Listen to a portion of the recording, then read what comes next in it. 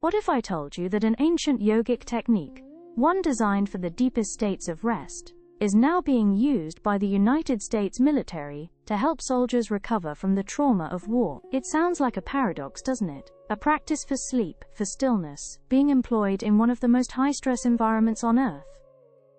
But it's happening, and it points to a profound truth that we have almost entirely forgotten in our modern world. That true, peaceful rest is not a passive collapse into unconsciousness. It is an active skill, a conscious journey, and perhaps one of the most powerful tools we have for healing not just our bodies, but our minds and our societies. Many of us go through a familiar ritual. We work hard, we feel exhausted, we fall into bed for 7, 8, maybe even 9 hours, and yet, we wake up feeling like we've run a marathon in our minds. We feel a residual tension in our shoulders, a fog in our head, a low-grade anxiety humming just beneath the surface. Why? The simple answer is that while your body was lying still, your mind was not. It was racing, replaying conversations, worrying about the future, processing the day's chaos.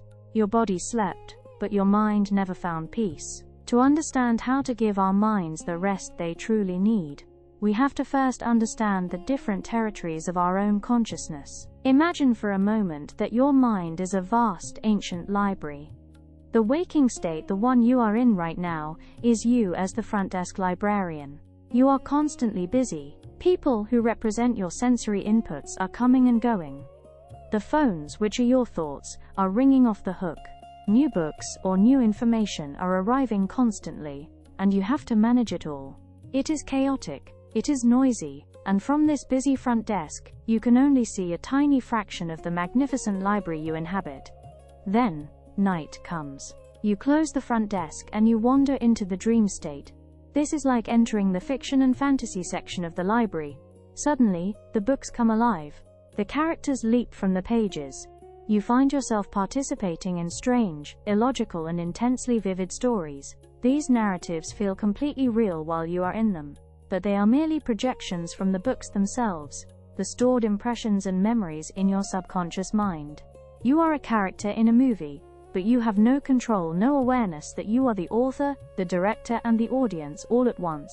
Finally, after the chaos of the day and the adventures of the night, you become so utterly exhausted that you simply pass out. You fall into a dark, silent, locked room in the deepest part of the library's basement. Let's call this room the archive. This is the state of deep, dreamless sleep. The Upanishads describe this state as a, quote, mass of consciousness, a unified field of pure potential. In this archive is the blueprint of the entire library, the single original manuscript from which every other book was copied. Here you are surrounded by the source code of your own being, the profound silent knowledge of who you are. But you are completely unconscious. The lights are off. You wake up the next morning feeling physically rested, but you have no memory of the archive. No conscious benefit from having been in the presence of this ultimate truth. This unconscious dive into bliss is what the yogic texts call a simple dissolution, a temporary collapse of the mind, not a true realization. So the fundamental question becomes, is it possible to enter this archive, this state of profound rest and knowledge, with a light on? Can we go there consciously? The answer, given by the ancient sages, is a resounding yes.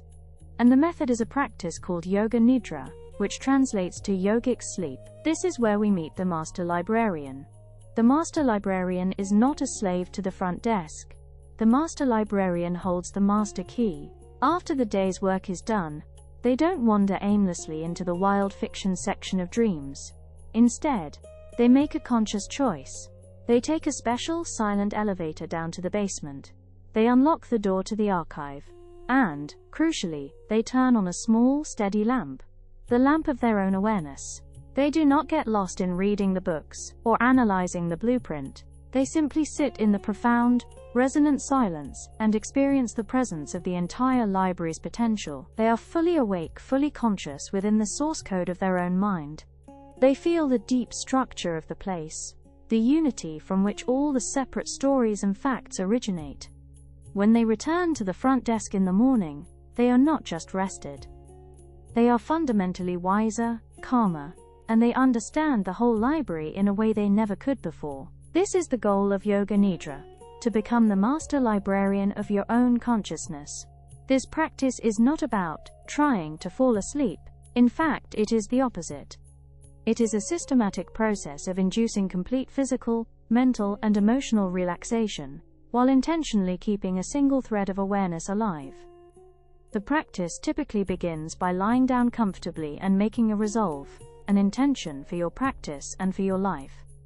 This is not a mere wish. It is a seed that you are preparing to plant in the most fertile soil of your mind. Then, the journey inward begins. The core of the practice is a technique that involves a systematic rotation of consciousness through the different parts of the body. You are guided to bring your focused attention, without moving, to your right hand thumb, the first finger, the second finger, and so on, meticulously traveling through every single part of the body. An ancient verse from the mystics of southern India describes the body as a sacred temple. This practice of rotating your awareness is like being a priest, calmly and deliberately lighting the lamps in every dark corner of this temple, dispelling the shadows of tension and unconsciousness. As you do this, you are not just relaxing the muscles. You are clearing and revitalizing the subtle energy pathways, the nadis, that connect the body to the brain. You are harmonizing the very life force within you. This process is a direct and accessible way to practice what the sage Patanjali described in the Yoga Sutras as the fifth limb of yoga, pratyahara, or the withdrawal of the senses. We are not suppressing our senses or fighting with them. We are simply detaching our awareness from their constant stream of input. The sounds of the room may still be there, but your attention is no longer hooked by them. You are consciously uncoupling your awareness from the external world, allowing the mind to finally turn inward and follow its own true nature, back to its source. Modern neuroscience gives us a remarkable window into what is happening in the brain during this state. Studies on practitioners of yogic sleep show that as they begin the practice, their brainwaves shift from the busy beta waves of normal waking consciousness to the slower, calmer alpha waves, which are associated with deep relaxation. This is the state you might be in while peacefully gazing at a sunset. But it goes deeper. Experienced practitioners can then consciously guide themselves into a state dominated by theta waves. This is an extraordinary finding. Theta waves are typically associated with the REM sleep of dreaming, and with profound states of meditation. This is the hypnagogic state, the twilight zone between waking and sleeping, a portal to immense creativity and the subconscious mind. Most of us just fall through this state into unconsciousness every night. Yogic sleep teaches you how to linger there, to hold your awareness in that magical doorway. Most importantly, practitioners are able to do all this without collapsing into the heavy, slow delta waves of unconscious deep sleep. This is scientific validation of what the rishis claimed thousands of years ago: that it is possible to sleep with awareness. We can consciously access the restorative benefits of deep rest, while remaining the silent, observing witness. And this leads us to the ultimate purpose of the practice, which extends far beyond simply getting a good night's sleep. As you hover in this state of conscious deep rest, the conscious archive of our library analogy, something profound occurs. The sense of being a separate I, the ego, with its history, its fears, and its desires, begins to soften and dissolve. In normal deep sleep, this happens unconsciously. But here, you get to witness it. You remain as the calm, unchanging awareness that observes this temporary dissolution of the personal self. You are experiencing the practical truth of the Mandukya Upanishad, which tells us that our true identity is the fourth state, the silent witness behind the coming and going of waking, dreaming, and deep sleep. You are not the librarian, nor the stories, nor even the blueprint. You are the space in which the entire library exists. It is in this state of profound receptivity that the resolve you made at the beginning of the practice finds its home. Planting an intention in this deep subconscious field is like editing the source code of your life. It is infinitely more powerful than a waking affirmation, which often has to fight through the noise and cynicism of the conscious mind. By planting a seed of change in this fertile ground, you can begin to gently and effectively reprogram deep-rooted habits, heal old emotional wounds, and reshape the very direction of your life. The great poet-sages of the Tamil tradition spoke of this state with beautiful simplicity. They called it the bliss of sleeping without sleeping. They understood that true rejuvenation, a concept they called kayakalpa, or body rejuvenation, came not just from external herbs but from accessing these deep states where the body's own innate healing intelligence is fully activated. One of these wise sages reminded us that rare it is to be born a human.